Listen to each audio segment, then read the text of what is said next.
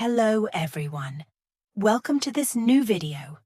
Today we're going to make a delicious and easy dessert using simple ingredients that you probably already have at home. But before we start, don't forget to hit that subscribe button and turn on the notification bell so you don't miss any of our new videos. The ingredients will need a butter, half a cup of sugar, 1 cup of oil, 2 eggs, roasted and ground nuts, powdered sugar, and flour as needed.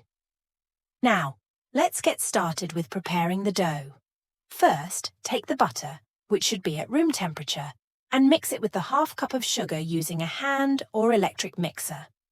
Beat them well until the mixture becomes creamy and slightly lighter in color. Then add the cup of oil and continue mixing until it's well combined with the butter and sugar. Now, crack the 2 eggs one by one into the mixture and mix them thoroughly.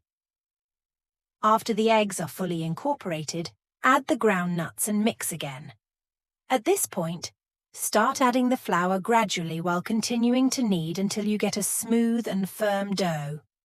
Once the dough is ready, lightly dust a surface with flour to prevent sticking, and roll out the dough using a rolling pin until it's at a medium thickness, not too thin and not too thick. Then grab some cookie cutters and cut the dough into circles and half circles.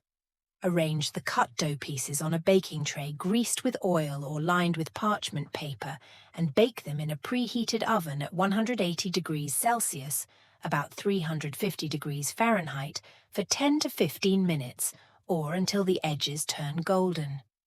After taking the pastries out of the oven, let them cool for a bit before starting the decoration process. Melt some chocolate in a double boiler and spread it on some of the pieces. For others, dip them in honey and sprinkle the roasted nuts and powdered sugar on top. To finish, dust a little powdered sugar over all the pastries. And just like that, you've made a delicious and beautifully decorated dessert that's perfect for any occasion. The decoration is up to your taste and creativity, so you can always add a new twist each time you make it.